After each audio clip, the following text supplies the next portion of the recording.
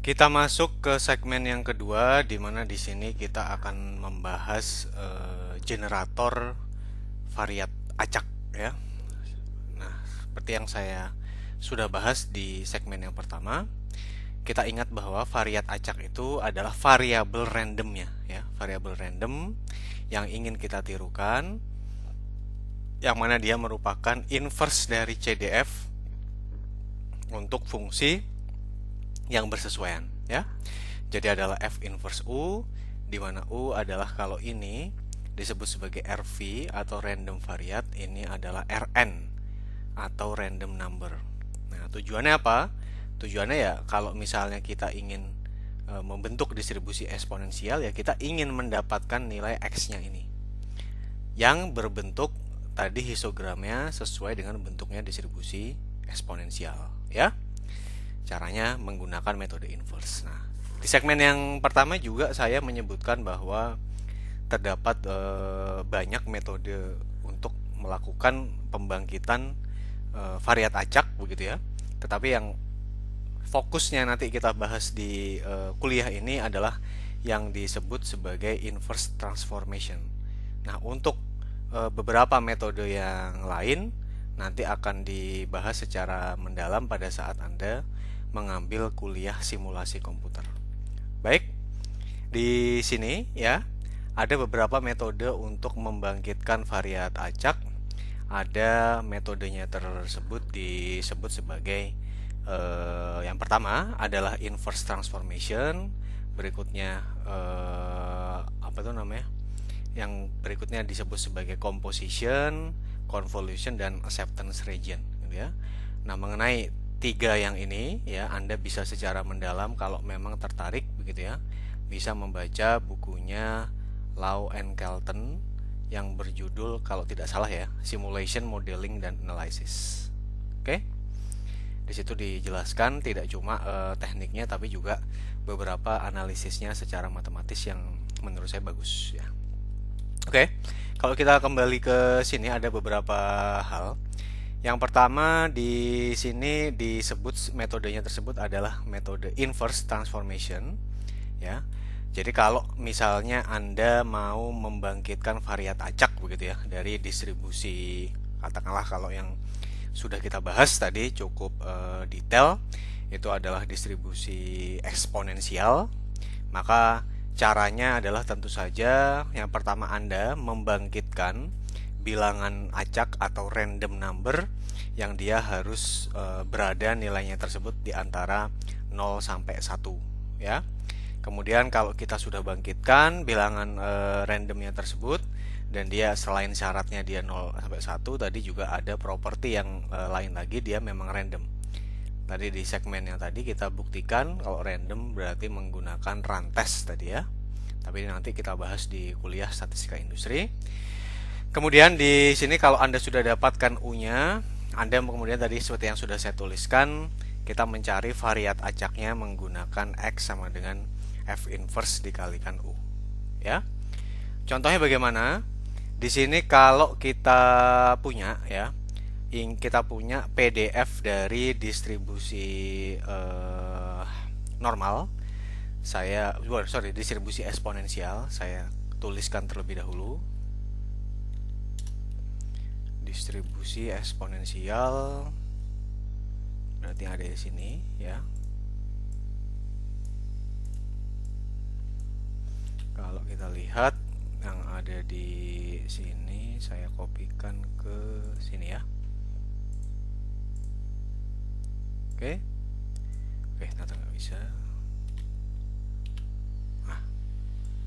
Oke. Saya tuliskan di atas. Sekarang kita kembali ke slide-nya. Nah, kita lihat ya. Yang pertama ini tentu saja ini adalah PDF dari distribusi eksponensial. Nah, caranya yang pertama ya, kita harus melakukan atau mencari fungsi kumulatifnya, fungsi kumulatif distribusi dari ya distribusi yang mau kita analisis. Kalau dalam kasus kita berarti eksponensial. Nah, maka caranya bagaimana kita bisa mendapatkan f besar X yang ada di sini? Maka tidak lain adalah yang di sini Anda melakukan integrasi ya. Integrasi dari minus tak hingga sampai plus tak hingga 1 per beta bilangan eksponensial minus x per beta dx ya. Kemudian ini bisa kita keluarkan, ini adalah 1 per beta, kemudian adalah minus tak hingga sampai dengan plus tak hingga.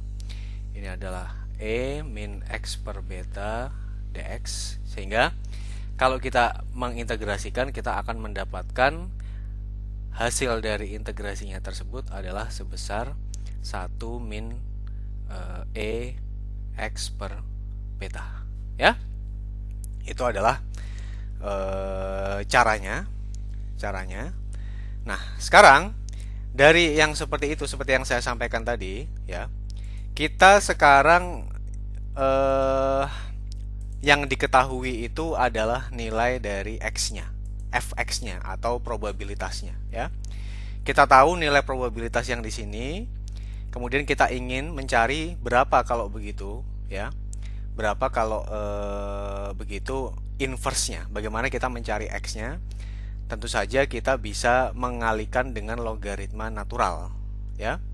Jadi kalau kita kalikan dengan logaritma natural, kita akan mendapatkan x ya, atau random variat untuk distribusi eksponensial. Dia akan sama dengan di sini minus beta ya, logaritma natural 1 minus u. Nah, mengapa kemudian 1 minus u bisa kita ganti dengan u? Kan ini sama-sama saja, sama-sama bilangan acak. Jadi kalau ini mau Anda ganti dengan u juga boleh-boleh saja. Hasilnya kemungkinan besar tidak akan berbeda terlalu jauh, karena baik u maupun 1 minus u merupakan sama-sama bilangan acak yang memiliki properti tadi.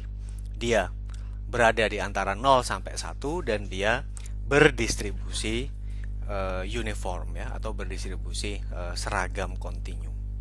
Nah, itu adalah metode inverse transformation. Kalau Anda masih belum memahami konsepnya, silahkan kembali ke sini ya.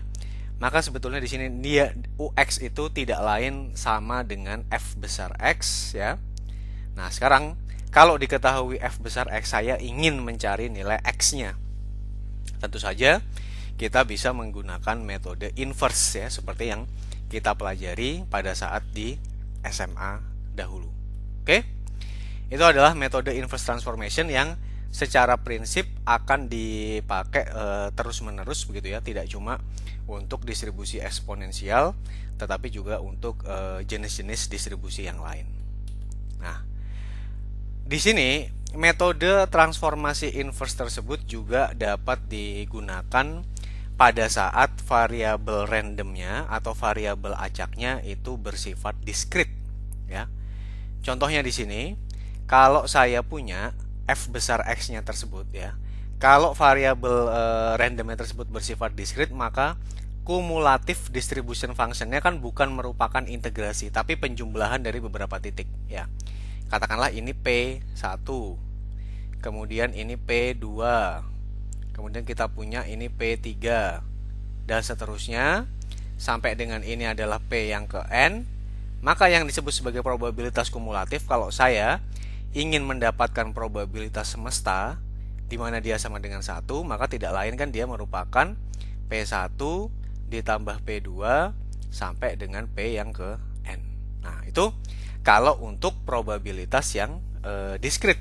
Dimana kalau probabilitas yang diskrit biasanya PI-nya tersebut atau PXI sama dengan probabilitas X besar variabel randomnya tersebut sama dengan XI. Ya. Nah, bagaimana algoritma inverse transformation kalau dengan logika yang demikian? Berarti sama, kita perlu melakukan generasi atau pembangkitan bilangan acak ya. Setelah kita mendapatkan bilangan acaknya, maka Anda mencari bilangan integer terkecil L ya, yang mana bilangan acak yang Anda dapatkan tadi, yang mana pasti dua-duanya ini ya, baik U maupun Fx itu pasti sama-sama berada di antara 0 dan 1 ya. Kita set sedemikian rupa sehingga U-nya kurang dari sama dengan F besar X, dan Anda memilih berapa sebetulnya nilai X-nya. Artinya apa? Kita bisa mencoba-coba. Kan kalau dalam hal ini kan karena dia distribusi diskrit ya, berarti kan XI-nya kan terbatas, berbeda dengan distribusi yang kontinu. Kalau kita dalam kasus yang demikian, bukan ini ya, sorry, itu PDF. Kalau CDF-nya tadi kan demikian. Di sini kan nilai X-nya kan misalnya Anda mengambil 2 titik saja dari X aksen ke X double aksen, di sini kan ada sejumlah tak hingga kemungkinan. Berbeda kalau saya mengerjakan dengan distribusi diskrit. Kalau dengan distribusi diskrit kemungkinannya terbatas karena di situ sudah dapat dibagi-bagi dari P1, P2 dan seterusnya, ya. Itu dengan metode inverse transformation. Yang berikutnya ini disebut sebagai metode komposisi. Metode komposisi tersebut di sini bisa kita pakai jika distribusi atau fungsi distribusi kumulatifnya F besar ya dapat diekspresikan ke dalam kombinasi konveks dari distribusi yang lain. Contohnya bagaimana? Kalau misalnya saya memiliki beberapa jenis distribusi, tetapi kebetulan kombinasinya dapat diekspresikan dalam kombinasi konveks. Kalau Anda masih ingat, fungsi konveks tentu saja fungsi yang tepat memiliki satu titik balik, ya. Sehingga F besar X di sini, di mana nilainya di sini P-nya adalah probabilitas ya, probabilitas yang terkandung di dalam setiap fungsi kumulatif dari distribusi yang bersangkutan, kemudian kita lakukan komposisi atau penjumlahan. Sehingga caranya bagaimana? Caranya nanti kalau Anda akan pelajari pada saat simulasi, Anda akan melakukan pembangkitan bilangan bulat ya, bilangan bulat yang acak begitu. Nah, kemudian nanti Anda akan memilih begitu ya. Anda akan memilih nilai X-nya berdasarkan bilangan bulat yang memenuhi kombinasi konveksnya tersebut. Kemudian yang ini adalah metode konvolusi atau convolution. Jadi kalau yang ada di sini random variabelnya tersebut di situ mungkin bisa diekspresikan sebagai penjumlahan dari random variabel yang lain, di mana dia bersifat IID ya, independent independent distribution ya. Nah, dengan cara seperti ini kita bisa, nanti Anda akan bisa refer ke bukunya Kelton kalau tertarik dengan metode ini. Di situ contohnya nanti kita bisa lihat ya bahwa nilai X besarnya ini berarti variabel random gabungannya sama dengan variabel random yang pertama, variabel random yang kedua sampai variabel random yang ke M ya. Kemudian kalau kita lihat misalnya F adalah fungsi distribusi dari X dan G. Di sini Anda melakukan generasi begitu ya. Y1, Y2, YM semuanya harus IID. Kemudian Anda memilih ya. Anda memilih nilai X-nya yang bisa sesuai dengan fungsi distribusi G-nya tersebut yang tentu saja merupakan fungsi komposit ya atau fungsi gabungannya. Oke. Yang berikutnya disebut sebagai metode acceptance rejection atau metode penerimaan dan penolakan. Dengan cara yang seperti ini Anda mendeskripsikan ya sebuah fungsi T yang T-nya tersebut harus merupakan densitas dari F-nya.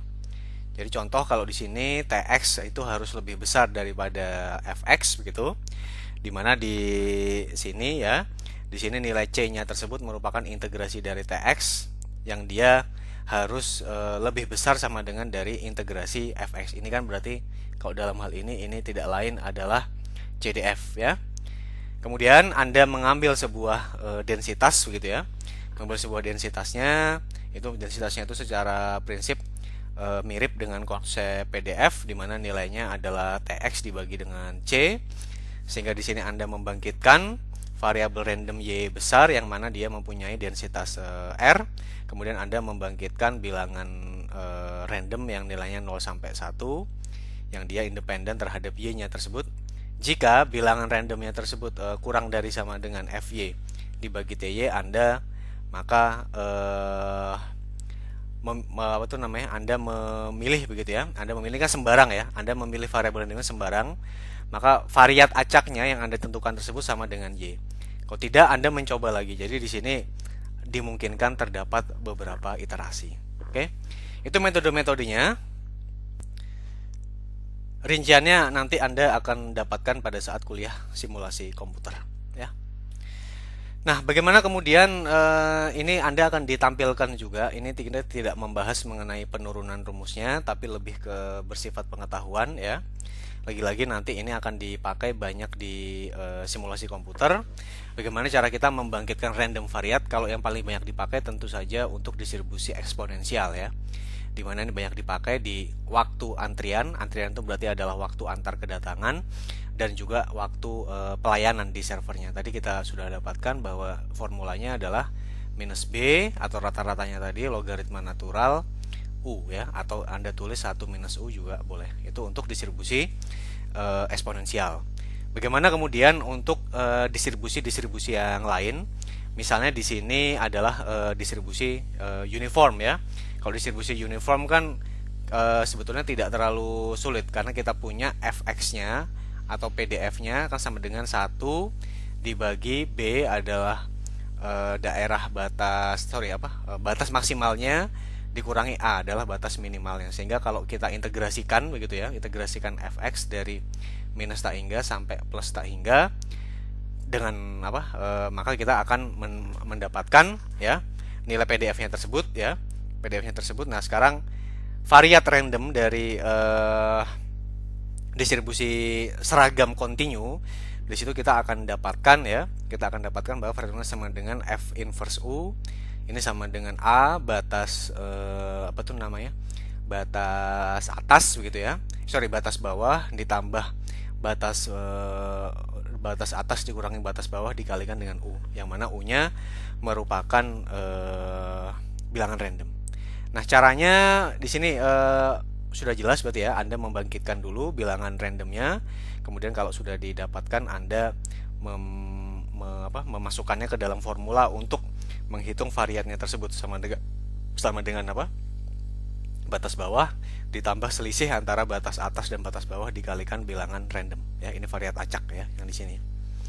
Kemudian kalau untuk distribusi Weibull yang kita bahas di minggu sebelumnya, dimana kalau Anda masih ingat gitu, ya, distribusi Weibull contohnya bentuknya itu seperti ini misalnya, ya. Ini tentu saja dengan parameter beta yang tertentu karena dia ada parameter alfa, ada parameter beta.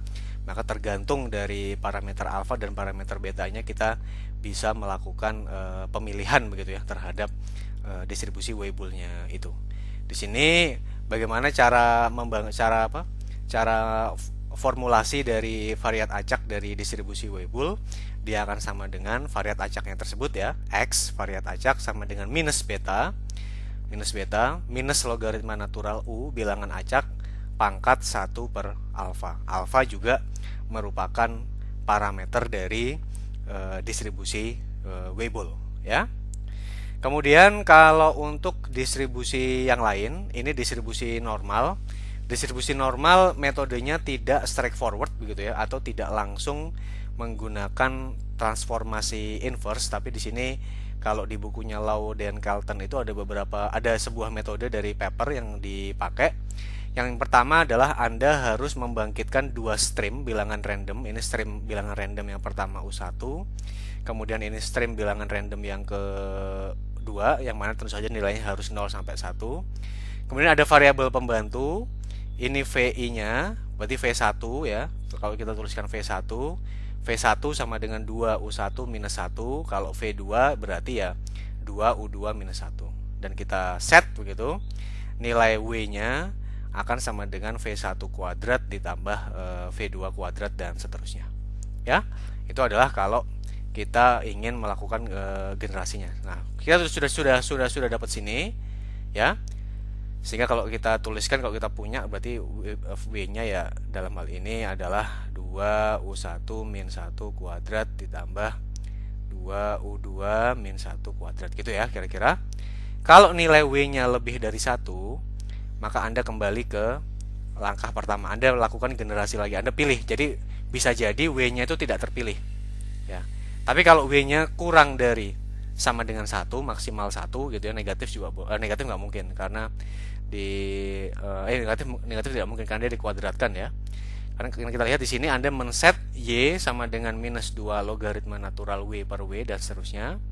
Maka variat acak dari distribusi normal yang pertama ini adalah V2 dikali Y.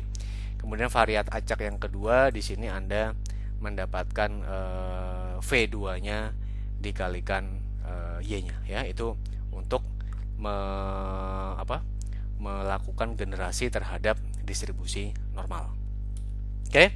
Berikutnya distribusi triangular. Distribusi triangular itu adalah distribusi segitiga di mana kita punya tiga titik ya. Biasanya ada nilai A, nilai C, kemudian nilai B, begitu. Nah, jadi di sini Anda bagaimana caranya? Yang pertama adalah F inverse dari distribusi triangular. Ini distribusi segitiga ini banyak dipakai di dalam simulasi juga dalam antrian ya. Di sini kalau kita lihat F inverse dari U-nya, kalau nilai U-nya atau nilai bilangan randomnya berada di antara 0 sampai dengan C, maka F inverse-nya akan sama dengan akar CU di sini ya. Kalau U-nya kurang dari sama dengan C, maka F inverse atau variat randomnya akan sama dengan akar CU. Nah, tapi kalau U-nya ya lebih dari C, tapi tidak mungkin dia lebih dari 1 begitu ya. Maka di sini Anda mencari variat random itu dengan formula seperti ini, sama dengan 1 dikurangi akar 1 minus C dan seterusnya. Ya. Nah, jadi di sini tapi Anda harus melakukan semacam konversi ya atau standarisasi dari parameternya yang dia ada A, B, dan C tersebut ya. Anda harus mentransformasikannya ke semacam bentuk distribusi segitiga yang baku gitu ya dalam tanda petik, dimana di situ nilai dari C-nya tersebut hanya bisa berkisar dari 0 sampai 1 supaya bisa memenuhi kaidah ini. Mengenai tekniknya nanti akan kita lihat di kuliah simulasi komputer. Oke. Berikutnya di sini Anda diminta untuk melakukan proses pembangkitan ya. Bukan diminta tapi diberikan pengetahuan ya. Proses pembangkitan distribusi yang diskrit ya dengan variat acak yang diskrit. Kalau tadi kan variat acaknya kan khusus untuk yang kontinu. Bagaimana kalau yang diskrit? Contohnya kalau uniform gitu ya. Kalau uniform di sini maka cara membangkitkannya itu cukup mirip dengan uniform yang kontinu. Ini untuk uniform yang diskrit, variat acaknya sama dengan batas bawah begitu ya. Ditambah selisih antara batas atas dengan batas bawah ditambah 1 dikalikan dengan bilangan acak ya. Dimana sebelumnya Anda terlebih dahulu harus membangkitkan bilangan acaknya. Ini saya ulang, I adalah batas bawah, kemudian J adalah batas atas. Ini I itu sama dengan A kalau di distribusi seragam yang kontinu, sementara J itu mirip dengan B ya. Kemudian bagaimana kalau kita ingin membangkitkan variat acak untuk distribusi binomial ya. Maka kalau untuk binomial di sini kalau kita punya T di sini yang dia bersifat, kan kalau binomial Anda kan masih ingat ya bahwa dia mengikuti proses Bernoulli, berarti dia ada parameter T-nya ini. T-nya ini adalah X-nya atau kan kalau dalam binomial ya, Anda kan parameternya kan ada X, ada N, ada P. Nah, ini P-nya itu sama. P-nya itu probabilitas sukses. Nah, T-nya itu maksudnya adalah X, adalah variabel acaknya atau variabel randomnya ya. Di sini Anda hanya bisa, kalau paling enggak yang di buku Kelton yang saya baca, Anda hanya bisa membangkitkan variat acak untuk distribusi binomial ini menggunakan metode convolution ya. Tadi convolution kan kita mengambil sebuah variat random begitu ya, yang dia merupakan penjumlahan dari beberapa variat random yang lain. Nah, di sini Anda memilih nilai YI, Y2, YT dengan beberapa prosedur begitu, tapi dia harus mengikuti proses Bernoulli. Nah, kemudian Anda pilih nilai X-nya. Tapi di sini lagi-lagi kita menggunakan algoritma metode convolution ya untuk membangkitkan bilangan acaknya tersebut. Berikutnya adalah negatif binomial ya. Negatif binomial di sini Anda melakukan pembangkitan nilai Y1, Y2 dan seterusnya yang dia mengikuti distribusi geometrik ya asalnya, tapi geometrik juga bisa ditarik dari proses Bernoulli. Nah, kalau di sini kita lihat ya, kalau kita lihat di sini juga dia menggunakan metode convolution, yang mana di sini kita mengembalikan nilai variat acaknya tersebut sama dengan variabel random yang pertama, kedua, dan sampai yang ke S. Kemudian bagaimana kalau dengan distribusi Poisson? Distribusi Poisson juga bisa dibangkitkan variat acaknya. Di sini Anda memilih begitu. Yang pertama Anda menetapkan nilai A, dia sama dengan bilangan eksponensial pangkat minus lambda. Lambda itu tentu saja adalah rata-rata atau parameter kedatangan ya di dalam distribusi Poisson tersebut. Yang dia menunjukkan rata-rata jumlah yang datang dalam sistem dalam interval waktu tertentu. Anda set, kemudian nilai B-nya sama dengan 1 dan nilai I-nya sama dengan 0. Di sini kemudian kalau kita lihat, kita set UI plus 1 itu adalah sama dengan U01 dan Anda menggantikan B-nya tersebut dengan B dikalikan UI plus 1. Kemudian jika B kurang dari A, yang mana A-nya sama dengan E pangkat minus lambda, maka Anda mengembalikan nilai variat acaknya tersebut sama dengan I, ya, sama dengan 0. Kalau tidak, Anda masuk ke step 3. Anda ganti I dengan I plus 1 dan kembali ke sini, dan seterusnya. Ya, itu adalah cara kita untuk membangkitkan beberapa variat acak. Saya ulang, mengenai rinciannya Anda akan dapatkan di kuliah simulasi komputer. Nah, sekarang kita akan latihan ya. Kita akan latihan untuk membangkitkan. Yang pertama, Anda diminta untuk membangkitkan 50 bilangan acak ya dengan metode LCG.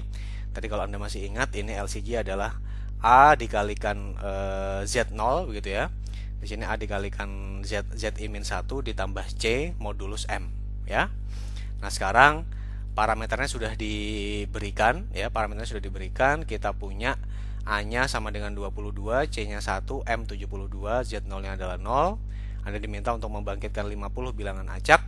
Kemudian ya, berdasarkan stream bilangan acak tersebut Anda diminta untuk membangkitkan variat acak untuk distribusi eksponensial, yang mana nilai min-nya itu ya, nilai min-nya tersebut adalah 5 menit ya.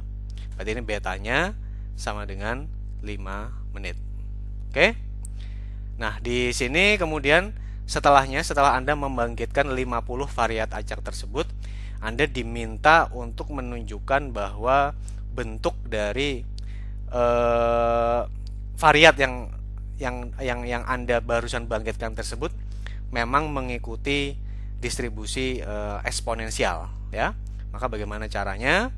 Dan di sini Anda diminta untuk menentukan jumlah kelasnya berdasarkan kriteria Sturges, yang mana dia merupakan pembulatan ke bawah 1 plus 3,3 logaritma natural, di mana n-nya adalah jumlah dari variatnya. Nah, kita coba kita praktikkan bersama-sama ya, supaya Anda terbayang. Cuma saya menyarankan betul supaya Anda juga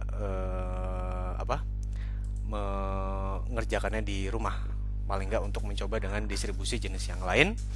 Sekarang kalau kita lihat ya, kalau kita masuk ke sini, saya ke yang lain, yang saya tutup saja ya. Tadi kita sudah dapatkan nilai dari A, kemudian B, C, dan modulusnya itu sama dengan 22, 1, 72.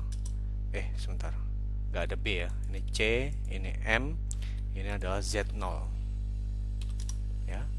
22, 1, 72, Z0 nya sama dengan 0. Maka di sini apa yang bisa kita tuliskan? Ini adalah I-nya, bilangan random kesekian gitu ya.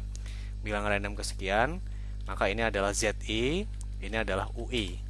Oke, kita mulai dari 1, 2 sampai dengan 50.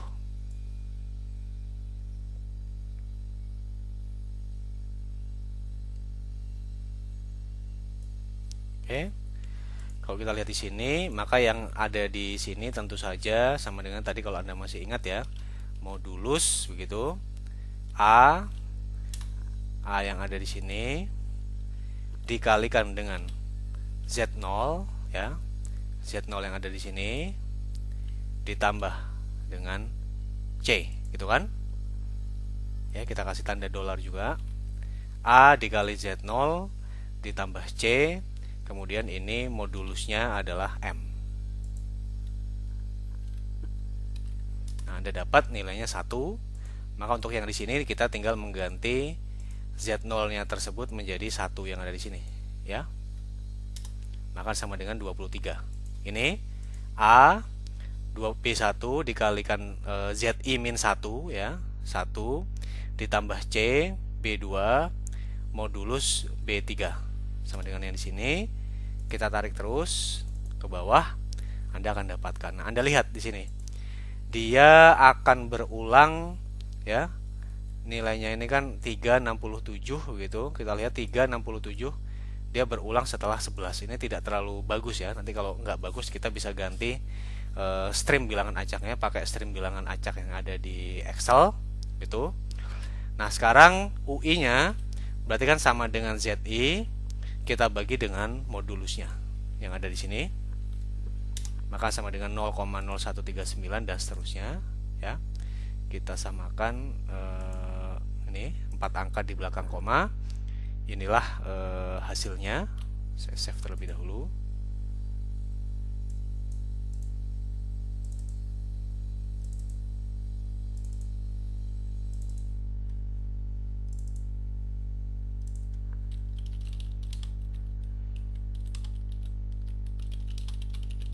Oke. Nah, kemudian kita sudah mendapatkan ya. Kita sudah mendapatkan bilangan acaknya. Kemudian bagaimana kita bisa membangkitkan nilai XI ya, atau variat acak. Nah, di sini sudah ada keterangan beta dari distribusi eksponensialnya itu sama dengan 5 menit ya. Ini 5 menit. Nah, tapi kalau kita lihat ya yang sudah kita jelaskan di minggu lalu, kalau untuk fungsi di Excel tersebut yang dipanggil untuk distribusi eksponensialnya itu bukan tetap betanya ya. Tetap betanya, ini saya revisi. Jadi di sini kemudian Anda bisa menggunakan formula tadi, minus beta minus 5 menit. Tentu saja kita pakai terus ya, F4 dikalikan logaritma natural dari U ya. Nah, sehingga di sini Anda mendapatkan nilai, inilah XI-nya atau waktu antar kedatangannya ya. Waktu antar kedatangan dari nilai ini. Tentu saja nilainya beberapa akan berulang ya, karena stream dari variabel acaknya ini tidak terlalu baik. Nah, bagaimana kemudian kalau coba kita ganti sekarang kita menjawab begitu ya. Tadi kan kita sudah membangkitkan bilangan acaknya. Kemudian kita sudah nanti kita akan tes ya bagaimana kalau kita ubah streamnya dan segala macam. Kemudian kita sudah membangkitkan variat acaknya di sini dengan minus beta, kemudian logaritma natural U gitu ya. Di sini kalau misalnya Anda mau cari begitu ya, beta dari atau rata-rata saja ya namanya, atau min. Ini adalah average. Kita ambil di sini ya. Nah, mirip kan?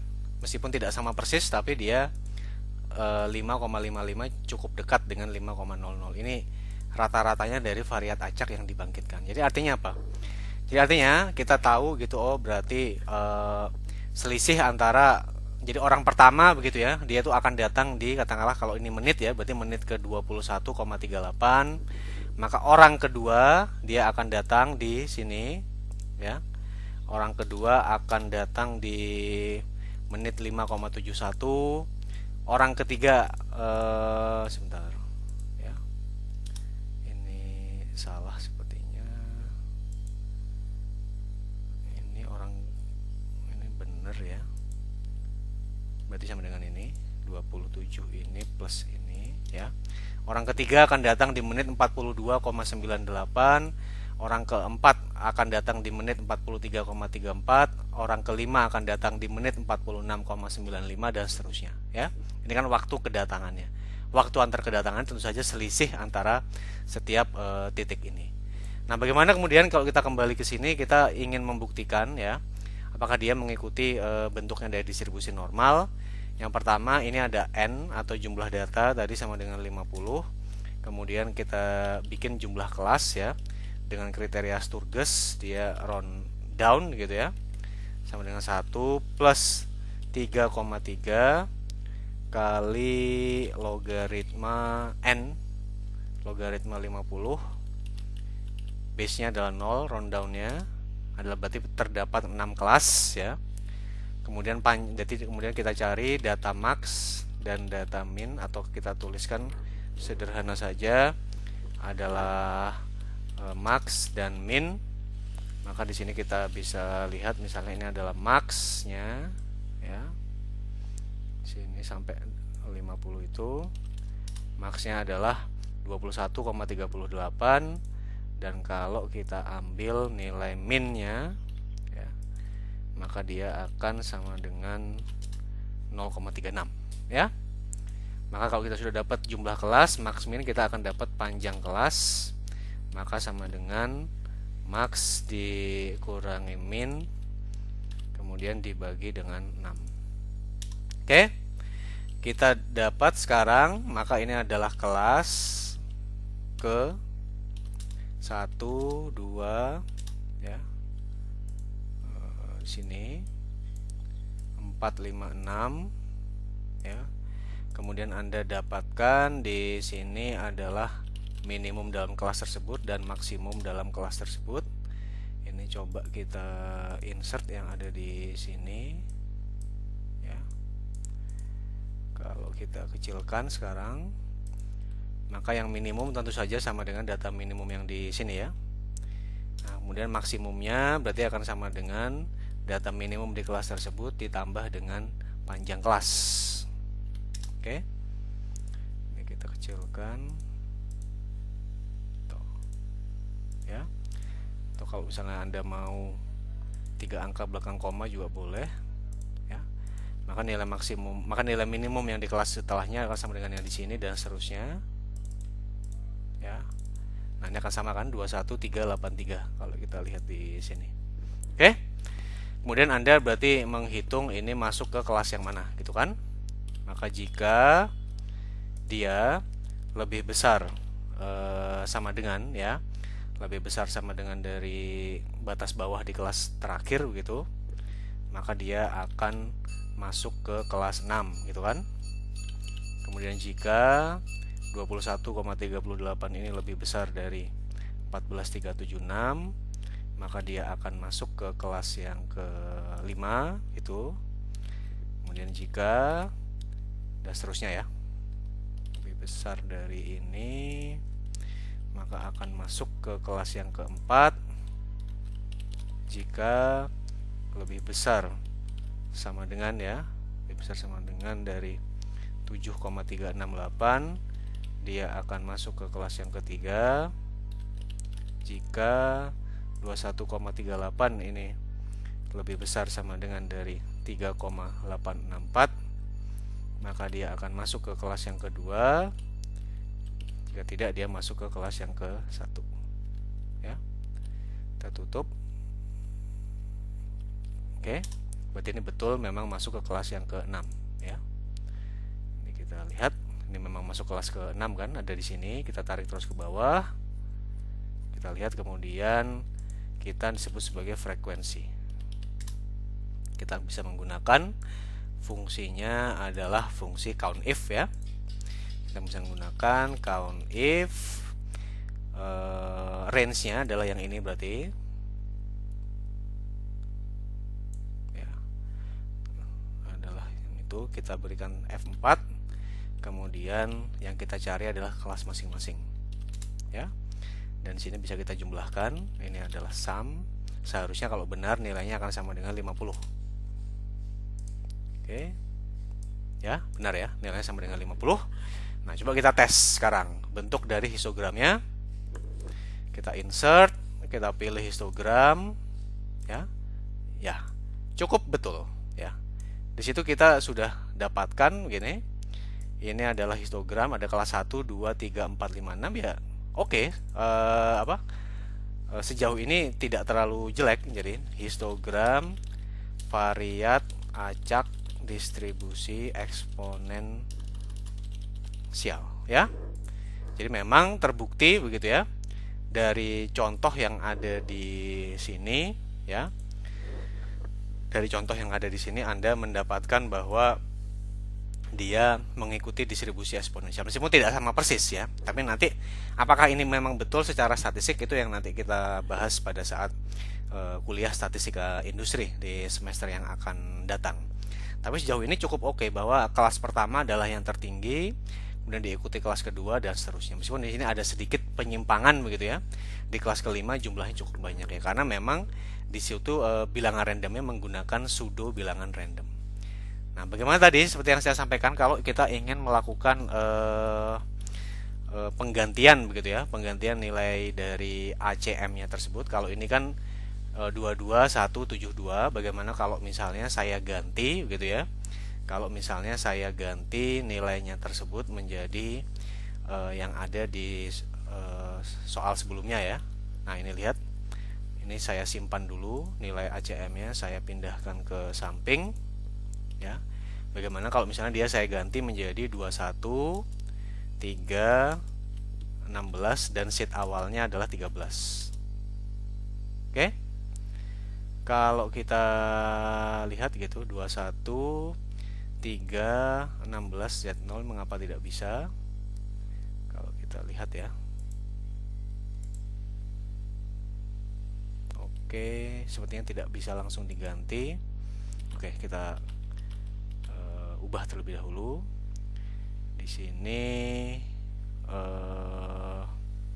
ya oke, nanti Anda bisa ganti sendiri ya. Anda akan bisa lihat seperti apa dampaknya kalau misalnya ini ada alternatif yang lain. Coba Anda ganti di rumah begitu.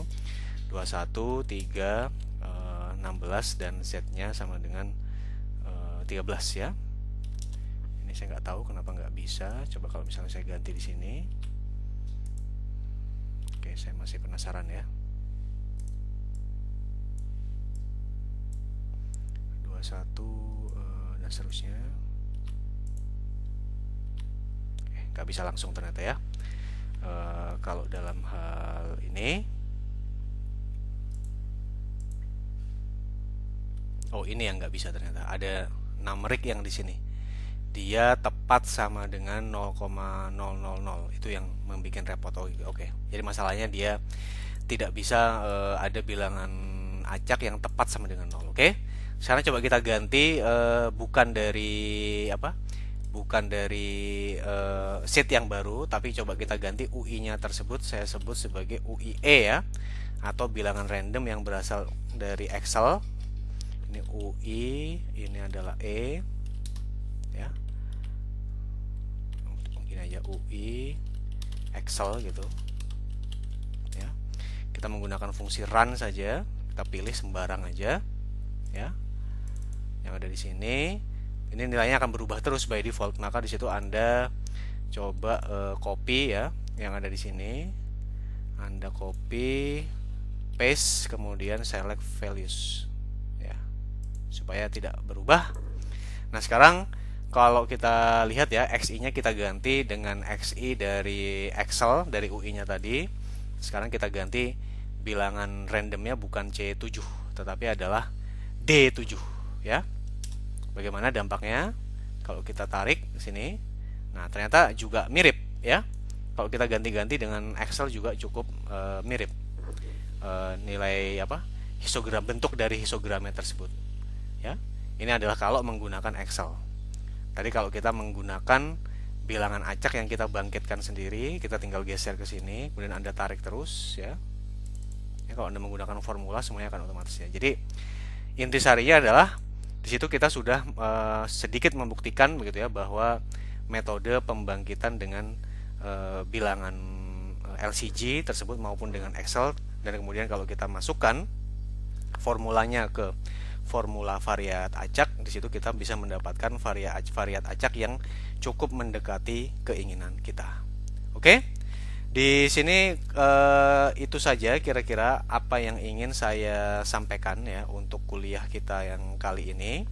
Jadi kalau kita review lagi, kita sudah memahami hubungan antara bilangan acak dengan variat acak ya. Jadi intisarinya adalah variat acak tersebut bisa didapatkan dengan fungsi inverse dari fungsi distribusi kumulatif ya.